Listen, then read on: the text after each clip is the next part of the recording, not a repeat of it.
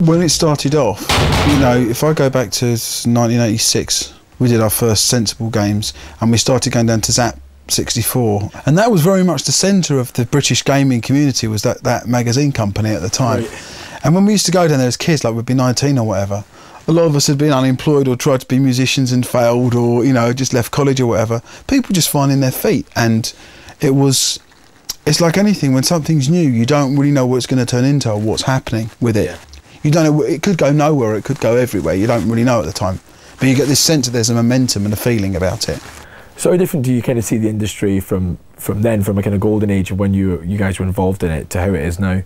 The feed from the game creator to the person buying the game is hugely removed. We sat down as 19-year-old kids who'd both dropped out of college, who just started doing a few games, and we'd done a couple of games for a third party. This is the start of Sensible Software. We had a demo of Parallax, which was our first game. We went up to Ocean in Manchester. Yep. We sat down with John Woods, the guy who owned the company. He saw that the game was good. He saw they could exploit us by just giving us a contract which we shouldn't have signed, but it was okay, and we got some money, and it was a break for us, yeah? But we did business that day. You go up as kids to the biggest publisher in the country, say, give us a deal. He says, okay, and you come back with a contract and a cheque. Yeah. And you're 19, and you're like, whoa. What did you just think at the end of that? What did you do that day? We went back on the train. We had a meal in the carriage. We bought some cigars. We were smoking cigars and eating steak. We were 9 kids. It was fantastic.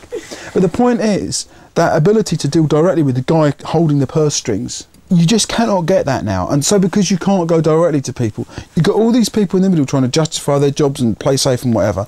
And the advantage of going to people like John Woods is that they were all the people that were going to make money off the back of what you were doing. So nowadays, when you go and pitch a game to someone, people are more worried about protecting their salary and making a mistake, and people above them.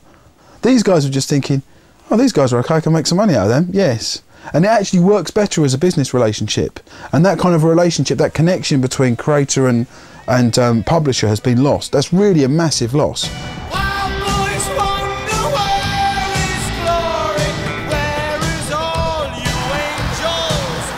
Games like sort of FIFA and things were going a little bit more 3D, we're fitting more graphics in. Was there a real intent to go a little bit more, in a sense, retro or basic with it? At that time, the reason we went for the look we went for was for gameplay reasons, because we wanted to show a large field of play for Sensible Soccer. And actually, if you look at the Sensible Soccer, all Sensible Soccer is, if you look at that look, the Amiga look we had, Cannon Fodder, Sensible Soccer, blah, blah, it goes back to Megalomania. We just took the Megalomania guys and dressed them up in football kits. And actually the whole Sensible Soccer perspective is purely Megalomania perspective. Because it was a much more cult style though to pick. I mean, it really took off. People really took that, and it gave a great imagery to the company. Well, did that take you by surprise then? Yes, I mean, in the sense that did we expect these little guys to become cult? No. The point of the little guys was we wanted to see a big pitch, but then we latched onto it. So, you know, Cannon Fodder was obviously okay. The little guys work. This is our signature, let's do them again. Sensible Golf, same again. So in the end we latched onto it, but initially it was perspective. I remember particularly for me when Sensible World of Soccer came out, that was a game, it was sort of coming to the end of the Amiga's life in a sense. And I said, well, I've got to have this, and haven't I? And that was just one of those things that's just formed part of people's kind of youth culture. And there must be a great lot of satisfaction to come from that. Do you know what? A mate of mine sent me this list, okay? It is the top 10 games ever, period.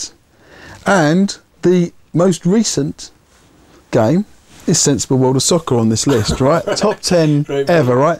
Now, what is particularly pleasing is it's the only sports game on here. It's also the only European developed game in the entire list. That's really good. That is the best thing that Sensible World of Soccer's ever done. That list right there. Well done. There you go.